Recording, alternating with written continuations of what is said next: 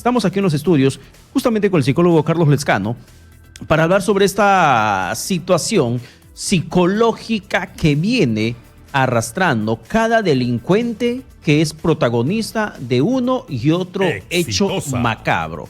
Un hecho más horrendo que el anterior. Doctor Lezcano, buenos días. Si podemos habilitar el micro, por favor, del invitado. Doctor Lezcano, una vez más, buenos días. ¿Qué tal? ¿Cómo están? Buenos días. Ahora sí, nos escuchamos. Está mejor ahí. Perfectamente. El Guasón es de las principales piezas de este rompecabezas en este descuartizamiento. Y queremos hablar un poco del perfil, ¿no? Porque yo por lo menos no alcanzo a entender en qué momento la miseria humana salió de cualquier límite. Ya una persona muerta, o sea, solo cabeza, seguir cortándole, hablarle a una cabeza, o sea, esas son cosas que me remiten a que no se tiene nada ni aquí, y también aquí, ¿no? Y analizar un poco eso. Yo sé que el tema axiológico es importante en el crecimiento de una persona y que cuando algo falla precisamente en esta apuesta es que más adelante se ve reflejado, pero no puedo entender qué ocurrió en la infancia o en el crecimiento de este sujeto para ser el principal artífice de esto, ¿no? Bueno, casos de esta naturaleza nunca son nuevos, han existido en la historia siempre.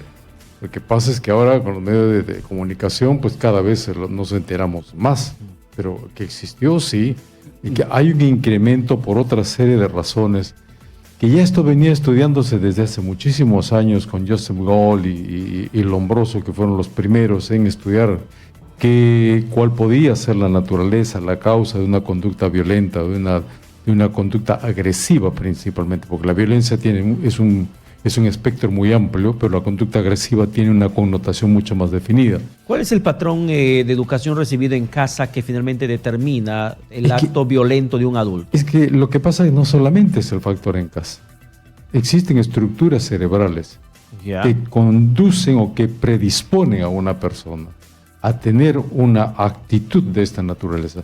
Yo tengo que evitar referirme específicamente al caso que ustedes refieren porque conozco lo que es una información periodística. Hay muchos casos en realidad. Exactamente. Me quiero quedar con esto porque, a ver, no sé, se suele decir que los niños son como esponjas y que más adelante somos el reflejo de lo que hemos recibido durante los primeros años, pero usted ha señalado otra característica, que venimos con una suerte de factor que recibe, no sé, alguna suerte de estímulo que termina desarrollándose de la manera en la que no. ¿Pero eso lo tenemos todos? Todos lo tenemos, todos tenemos un núcleo caudado, todos tenemos un giro cingulado, que son estructuras cerebrales en donde radica la disponibilidad o la disposición para que se activen conductas de esta naturaleza. ¿Y quiénes son los que activan eso? Un momentito. Entonces, la teoría refiere que hay una condición genotipo medio ambiente que va a dar lugar a que se activen conductas así. Entonces, en una sociedad mundial, no solamente de Perú, una sociedad mundial en donde cada día la información está nutrida más de componentes violentos, componentes agresivos, componentes en los cuales nunca puede existir una noticia buena. No toda noticia siempre está cargada de un componente negativo. De un litro de sangre todos los días. Entonces, ¿qué pasa? Y es como sangre, como violencia, como lo que se refería en los instantes en las informaciones políticas y el ambiente en el que estamos inmersos todos, pues va conduciendo a la población a despertarse todos los días, pues, caliente, ¿cierto? Y como consecuencia lógica, pues se va desarrollando conductas también violentas. Ahora, en casos como el que se hace referencia, porque son muchos, hay sí predisposiciones como decía hace un momento, de genotipo y medio ambiente, que no necesariamente van a estar determinados por lo que ha pasado en la infancia, porque tenemos personalidades muy, muy elaboradas, muy estructuradas, muy bien educadas. Dentro de casa. Han dado como resultado conductas así. Y es lo que justamente llama mucho la atención cuando se dan ese tipo de hechos, de gente o de jóvenes que salen de buena familia, supuestamente bien criados, bien tratados, un ambiente familiar agradable, pero terminan siendo criminales terribles. Y mucho más finos. Sí, pero Si nos centráramos, por ejemplo, en una diferencia de la forma como se viene dando en estos momentos en el país la criminalidad, con descuartizamiento, con un ensañamiento brutal, atroz en los últimos tiempos, podríamos determinar que hay un límite marcado del nivel de violencia psicológicamente hablando. Podemos decir que el descuartizamiento de alguien es el tope, el máximo nivel de violencia que una persona pueda llegar. Hay más. Hay muchos más. Hay situaciones mucho más finas. Y si usted nos habla del tema del ambiente, del tema del genotipo, la disposición cerebral que podamos tener, ¿podríamos llegar a un extremo mucho más del que ya conocemos en el país? Miren, me es difícil decir estas cosas porque es más fácil que podamos hablar de la estructura de un tumor, es más fácil que podamos hablar de la descomposición de una muela, ¿no? Pero hablar de estos componentes mentales, de estas condiciones mentales, nos puede estar activando a todos una serie de pensamientos y de predisposiciones a. Entonces hay que ser muy delicado y muy cauto. Nosotros, inclusive en la misma formación, en el mismo entrenamiento, en la preparación, nos dicen obrar con cautela. Sabemos. Ahora, doctor Sí, efectivamente que hay muchas más posibilidades. Doctor Lezcano, ahora, entiendo que el tema del medio ambiente, la situación política, la situación económica, el tema del estrés, el caos vehicular y todo pueda confluir finalmente para que una persona pueda activar ese aspecto horrible que tiene de manera genética en el cerebro. Sin embargo, ¿qué podríamos decir de un menor de edad que también está inmerso dentro de mundos criminales? Y en el caso, por ejemplo, del descuartizamiento de San Martín de Porres, el diario Caribeña trae una importante información el día de hoy, donde recoge parte del testimonio del Chamo Legui, este menor de 15 años, que confesó a la policía que él ha sido el que les ha picado, les ha descuartizado, y lo dice, y yo los corté en pedacitos. Un menor de 15 años. ¿Qué cosa podría conllevar a un adolescente, un niño que recién va haciéndose adulto, a este tipo de actos? La misma condición que puede llevar a un adulto a hacerlo. Las estructuras cerebrales son tan finas, tan delicadas, que pueden activarse a cualquier edad y que pueden activarse con mayor o menor violencia en cualquier edad. Entonces están respondiendo a determinado tipo de situaciones y que pues sí es posible que, pues, por ejemplo, una persona puede desarrollar un problema gástrico a muy temprana edad con una característica que regularmente está dado para personas mayores. Entonces estamos hablando de componentes biológicos que tienen determinada característica y posición en cada biología humana. Entonces, acá no solamente es lo que se refiere a los aspectos ambientales, sino también que hay estructuras que se van predisponiendo para responder de esta manera.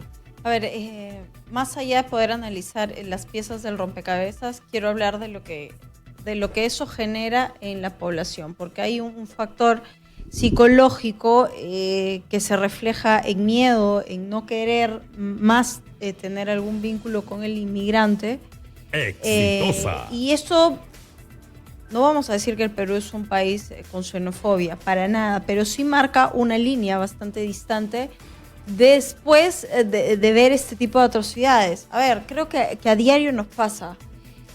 No manejar con la luna hacia abajo, por lo menos respirar aire, son de las cosas que yo extraño hacer.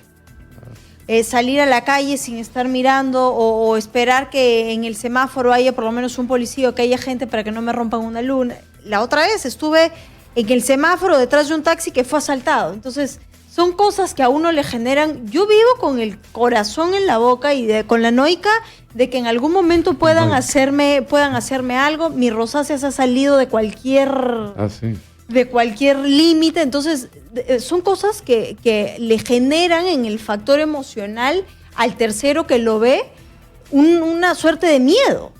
Un miedo con impotencia. Sí. ¿Cierto? Porque también si uno actúa, puede ser acusado porque usted quién es, usted no es autoridad para intervenir. Número 2. Y la segunda, pues que me puede pasar algo, ¿cierto?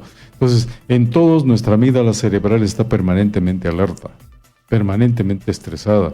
Nuestros lóbulos frontales están cada vez más activos para saber si razono o no razono. Entonces, el ambiente está generando y está motivando mucho a que se den este tipo de situaciones. La pregunta es la siguiente, entonces, ¿qué cosa podemos hacer?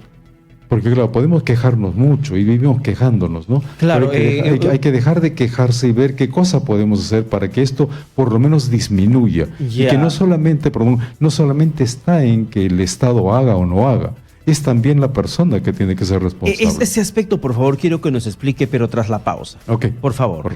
Vamos a la pausa, regresamos con el psicólogo Carlos Lescano para saber qué hacer en una situación de violencia, cómo finalmente saber controlar el cuadro emocional y sobre todo lograr que no se nos active la parte fea, que el medio ambiente, que el ambiente político bastante candente, que la situación económica, que el tema de maltrato, de violencia que se respira, que se vive constantemente y tantos otros factores más terminen convirtiéndonos en presa fácil del sistema de violencia. Vamos primero a la pausa. Yo soy un psicólogo clínico. Ya. Ese es el asunto. Ya, claro. Vamos a la pausa y luego regresamos con más. Y además, para recibir llamadas telefónicas del público sobre ese tema, 251-9422 y el 467-4499. Llame usted y opine. Estamos en Exitosa 95.5 de la FM, la radio del Perú. Volvemos.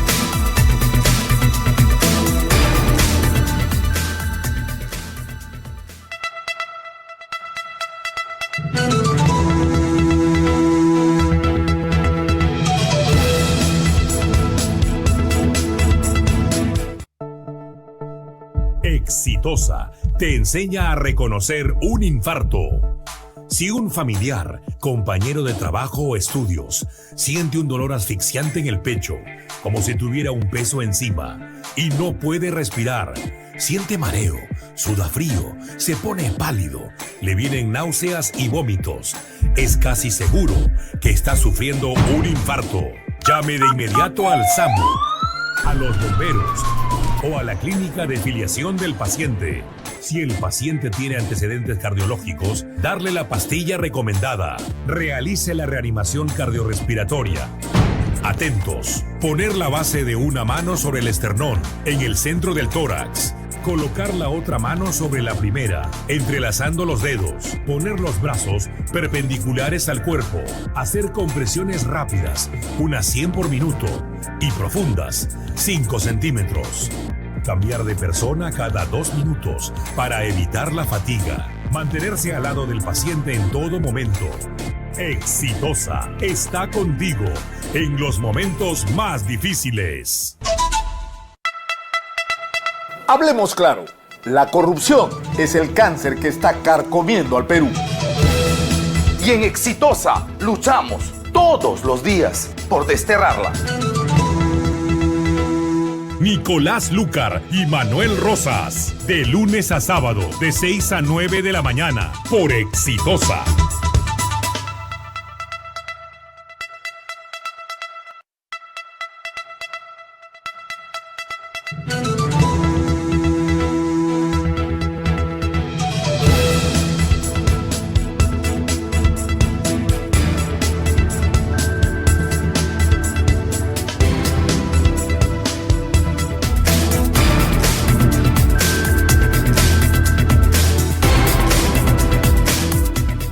Bien, 7:34 de la mañana. Nuestra compañera Stephanie Pineda está aquí en Chorrillos y tiene información del pasaje de alimentadores del Metropolitano. Ha subido, escuche bien, de 0.50 céntimos a un sol. Stephanie, buenos días. Claudia, Pedro, muy buenos días. En estos momentos, efectivamente, en el distrito de Chorrillos, en el paradero La Valle, uno de los paraderos de la ruta del alimentador del servicio de Metropolitano, que se dirige hacia el distrito de Villa El Salvador. Y desde este domingo 29 ya ha empezado a subir el precio de lo que se pagaba 0.50 centavos el pasaje. El día de hoy van a empezar a pagar un sol, esto según la decisión que fue tomada por los concesionarios que conforman también el consorcio coordinador de Protransporte. Vamos a escuchar la opinión de las personas, vamos a conversar con un caballero que usa también el servicio del Metropolitano frecuentemente. Caballero, ¿usted sabía de la alza de precios de 50 centavos a un sol ahora el pasaje? Desde que yo no sabía nada. ¿Cómo toma esta nueva alza de precio? ¿Va a afectar el bolsillo? No creo. Pero igual, si vas en un carro particular, igual te cobras un sol 50, cobras un sol igualito. O sea, a usted no le incomoda que suba el precio. No, no me afecta para nada, porque es igual, pues. Si sube un sol, ya no vas a querer agarrar el limitador, sino vas a otro carro y que igual te van a cobrar. Por ejemplo, yo de que vengo de Villa Salvador, vengo a Puente Limpio, un sol. De aquí hasta la curva es un sol 50. O un sol también son 2 soles, ¿eh? Vamos a conocer entonces la opinión de otros pasajeros que se encuentran justamente en esos momentos esperando a un bus del alimentador. Caballero, ¿qué tal? Estamos en vivo para Exitosa. Ha subido de 50 centavos a un solo el día de hoy el pasaje del alimentador. ¿Para usted le afecta o no en la economía? A otros, pues claro, a cualquiera, pues, digamos, como estábamos 50 céntimos el pasaje, ahora que está un sol no sabía nada del pues, que ya No sabía, recién enterado. se me enteraba. ¿Cómo lo toma esta alza de precios? No sé, pues lo que pasa es que, ¿cómo se llama? Estaría bien, digamos, para todas las personas, digamos, 50 céntimos, pero a otros no la toman igual que yo también. Claro, ahí hay dos personas entonces que sí lo toman a bien, señora. Usted, es de 50 centavos a un sol, ¿le conviene pagar este pasaje? Bueno, recién me entero por el alza, pero bueno, acá el tramo nos ayuda, sí, bastante metropolitano, pero el tramo es corto y bueno, la subida de pasaje, claro que nos afecta, porque uno tiene su presupuesto ya dado, ¿no? Y más nos va a afectar de todas maneras, a la larga nos va a afectar, porque si ahorita sube un sol, ya de cada un tiempo otra vuelta ya se está alterando todo, pues, ¿no? De todas maneras afecta. Sí. Así es, entonces Claudia, José, ya vamos escuchando los comentarios de los pasajeros que el día de hoy van a toparse con este nuevo cambio de subida de precios del pasaje del alimentador del servicio del Metropolitano y vienen haciendo su cola respectiva en el paradero o en la bahía y así se va brindando el servicio que ellos señalan que tienen que esperar en muchos casos de 30 minutos hasta 1 hora para poder abordar estos buses que también pertenecen a la línea del servicio del Metropolitano. Con ustedes en estudios. Gracias, Stephanie Pineda, por la información. Sin embargo, hay que precisar algo, que la subida del pasaje solamente en los buses alimentadores del Metropolitano, no es en el sistema troncal, es en los alimentadores, y que este incremento va a afectar sobre todo a aquellos que utilizan solamente el alimentador, porque según lo que mencionó desde Protransportes el personal responsable, es que aquellos que utilizan alimentador y luego el sistema troncal, finalmente el costo va a seguir siendo 2 soles 50. Te van a hacer la deducción cuando pasas por tu escáner, tu tarjetita antes del escáner, y vas a seguir pagando 2 soles 50 en total. Pero si solamente utilizas alimentador de ir paradero a paradero, te va a costar sí 1 sol el pasaje. Y Protransporte, lo que ha mencionado a través de Fernando Pereira, quien es el presidente ejecutivo, ha señalado, Claudia, que la empresa, las concesionarias que operan las rutas alimentadoras deben dejar sin efecto este incremento. Caso contrario, van a imponer una medida cautelar para que de esta forma se deje sin efecto la subida del pasaje en las rutas alimentadoras, que subir de 50 céntimos a 1 sol. Eso es lo que ha mencionado, y además que hay una afectación directa de 30,000 a 40,000 usuarios que se van a ver en estos momentos mermados, en cierto modo, en su presupuesto, porque 50 céntimos en esta coyuntura económica, todo el mundo nos sirve. Así que simplemente no podemos aceptar. Son 2 panes menos que se llevan a la casa. No podemos aceptar por un tema de decisión particular de las empresas sin el trato directo con la Municipalidad de Lima, como sostienen ese transporte. Regresamos al tema para el cual hemos convocado al psicólogo clínico Carlos Lezcano, el tema de la mente del criminal, y lo que él nos está apuntando, un hecho bastante importante, que todos en cierto modo tenemos en nuestro cerebro, en nuestro sistema nervioso, no sé, en nuestra parte psicológica, emocional, algo que termina activándose y nos puede convertir en potenciales criminales. Sí, tenemos casos de gente que pues uno decía, imposible, esta es una persona correcta, esta es una mujer correcta. Ayer me parece que había una noticia también que una señora, algo ocurrió con el esposo, con el amante de la pareja. La verdad que el tema de violencia constantemente claro, ahora va por los dos lados, ¿no? Sí. No solamente es el varón. Pero, a ver, nos estamos yendo al lado súper extremo, ¿no? Ya la gente que mata y demás.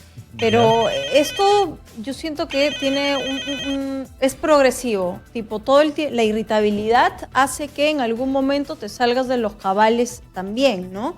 Por ejemplo, cada vez hay más gente que mucho más susceptible o menos tolerante a lo que alguien te pueda decir, y eso en algún momento se convierte en un factor desencadenante de alguna tragedia. Doctor Lezcano, vamos con una llamada telefónica en estos momentos. 251-9422-467-4499. Hola, buenos días. Buenos días. Buenos días. Bienvenido a Exitosa. ¿Cuál es su opinión sobre el tema que estamos hablando, caballero? Sí, al punto, con el señor Toribio Chorrillos. Mira, señor periodista, aquí lo que pasa es que tenemos acá una actividad extrema, súper extrema, incluso se han tomado videos, y no solamente eso, sino que al tomar videos y jactarse, como decir, acá no pasa nada, y hago lo que a mí me da la gana, a dar la impresión que así lo toman estos delincuentes extranjeros. Entonces, aquí ya sigamos, para mí es como un terrorismo extremo, digamos, ¿no? Un terrorismo delincuencial, porque toca mucha sostenibilidad. Pero para mí, una salida podría ser, solución a este problema podría ser, digamos, que si cada extranjero que ingresa a la frontera debe ser probado si la persona está bien o mal mediante un psicólogo, o sea, ver los rastros psicológicos. Porque una cosa es que salga de su país por cuestión de trabajo, cuestión de superación, y otra cosa que estos señores ingresen por otro tipo de cosas. Me parece que ahí el señor psicólogo quiere escuchar a él sobre ese punto que le estoy hablando. Aparte, señor, que también debemos cuidar por la frontera, porque por eso queremos cuidar la frontera, porque no solamente se trata de eso, también he escuchado a través de otro periodista que la gente habla diciendo que los ecuatorianos se llevan el oro y los venezolanos están entrando acá a hacer criminalidad. Entonces, bien, muchísimas gracias por la llamada telefónica. Y la verdad, yo quisiera que la gente en cierto modo tome conciencia. Sé que el tema de la migración o el éxodo venezolano nos ha afectado tremendamente la parte laboral, ha incrementado los hechos delictivos. No podemos tapar el sol con un solo dedo, tampoco es nuestra intención hacer eso. Sin embargo, recordemos que la criminalidad no depende exactamente de una nacionalidad. Eso hay que dejarlo bastante claro, porque la gente cree que por la migración venezolana padecemos tema de inseguridad. Recuerdo nomás hace 10 años cuál era la principal agenda política en cada proceso electoral. Lo principal que reclamábamos a los presidentes y alcaldes, gobiernos regionales, ¿qué cosa era? Inseguridad, que nos den seguridad, luchen contra la inseguridad. El clima no ha cambiado a raíz de la migración venezolana, porque el problema de inseguridad lo respiramos hace muchísimos años atrás y es un pasivo que ningún gobierno ha podido asumir ni siquiera resolver. Otra llamada del público en estos momentos. Hola, buenos días. Hola, buenos días. Buenos días, caballero. Bienvenida, Exitosa. Lo escuchamos con su opinión sobre el tema que estamos hablando. ¿Qué tiene que mencionar sobre el mismo? Ok. Quería la consulta al psicólogo presente. Él estaba hablando que nosotros nos podemos convertir. Sí, es verdad. Está en el ADN, simplemente, ¿no? La psicopatía, todo ser humano viene en el ADN. ¿Ya? Y justamente esa es la peligrosidad que tenemos a la hora que nos reproducimos. Entonces, la mezcla del peruano y del venezolano, de aquí al futuro, de la psicopatía del peruano y la psicopatía del venezolano, va a ser una mezcla muy explosiva. Entonces vamos a tener personas muy enfermas mentales, y si no, que el psicólogo me lo describa, sino así, porque la mezcla de ese ADN va a ser muy único. Entonces vamos a tener mucho problema de salud mental. Ya lo tenemos, porque lo que estamos hablando ahorita es de salud mental. Bien. Entonces, si ya lo tenemos y no tenemos cómo poder combatir con nuestra propia salud mental peruana, imagínense ahora con la migración y con toda la mezcla que estamos teniendo. Ya en Chile pasó eso, cuando nosotros migramos hacia allá, hubo problemas, la migración, la mezcla, Exitosa. la RAP y todo lo demás. Bien, Entonces, muchísimas gracias por la llamada telefónica. Psicológicamente, clínicamente, ¿cómo podríamos finalmente dar respuesta a esas opiniones, doctor? Lo que pasa es que el cerebro es el mismo en el venezolano, en el ecuatoriano, en el ruso, en el dinamarqués, en el japonés, en el chileno, pues es igual. Las estructuras cerebrales son las mismas. Lo que existe es los factores medioambientales que referíamos al comienzo, de cómo es que están impactando en cada uno de ellos, en primer lugar. En segundo lugar, los niveles de cultura, los niveles de calidad de vida en cada región, en cada localidad. Aunque eso tampoco exime que las mejores sociedades dejen de tener condiciones o situaciones de esta naturaleza. Entonces no es patrimonio, como con mucha propiedad usted decía, que esto tenga una nacionalidad. El cerebro es el mismo en todas partes, ¿no? Y tiene la misma cantidad de neuronas, la misma cantidad de gliomas. Es el factor ambiente el factor ambiente es que exactamente. Y por otro lado, siempre también se piensa que pueden ser los factores de la niñez y de las edades tempranas en donde esto pueda haber ido germinando. Es cierto, la teoría es abundante en ese tema, pero también encontramos personas que vienen de condiciones muy difíciles y sobresalen y tienen una vida muy decorosa y muy bien lograda, sin necesidad de llegar, digamos, a niveles de exageración, pero digamos tienen una vida buena y que den bienestar principalmente. Entonces, el tema está por el lado de que en qué manera cada persona va tomando las medidas que corresponden para su propia seguridad. De qué manera vamos haciendo una cultura personal en nuestra, digamos, seguridad personal. Porque el Estado no puede hacer todo. Ante una situación de esta naturaleza, felizmente, hay una policía que tiene la fineza para descubrir y encontrar a estos sujetos que se escabullen. Pero naturalmente que también los ciudadanos tenemos que poner de nuestra parte para tomar las precauciones que corresponden. Entonces, los factores ambientales van a existir, los cerebros van a existir, pero existe un factor también que nos da la naturaleza de que podamos pensar para ver de qué forma tenemos que actuar para cuidarnos. ¿Qué enfermedad mental va a existir siempre? Pues sí, como va a existir pues, un problema diarreico, como va a existir un problema neuroendocrino, siempre va a existir. Pero, Perdón, Pedro, en Sí. este punto me quiero detener, porque, a ver, todos los días reportamos una muerte, el mismo modus operandi y demás. ¿Qué se hace por tener una verdadera política de salud mental en el país? Absolutamente nada. Cada vez hay menos vocación de gente que se dedica a tratar el tema. Nos quedamos cortos. Lo que ocurre es que estas condiciones de vida van en aumento y la posibilidad educativa y la posibilidad formativa, principalmente no instructiva. Hace poco me decía una persona, mira, tenemos cada vez más doctorados, gente muy doctorada, más magísteres, tenemos todo, pero cada vez hay más delincuencia, cada vez encontramos más magísteres metidos en trampas y estas triquiñuelas que estamos siendo conocidos. Entonces no es cuestión de instrucción, es cuestión de formación, que es en donde en las escuelas tiene que hacerse hincapié, en la parte formativa. Lo instructivo es lo que tenemos que aplicar y probablemente esto en las universidades, principalmente en donde primero debe irse por el lado de la instrucción en lo académico y a la parte final poner la parte formativa, que es lo que nos va a dar los parámetros de referencia para vivir. Doctor Lezcano, muchísimas gracias por estar con A nosotros. ustedes, muchas gracias. Gracias por estar con Gracias, nosotros. doctor. Solamente para hacer un comentario final sobre ese tema.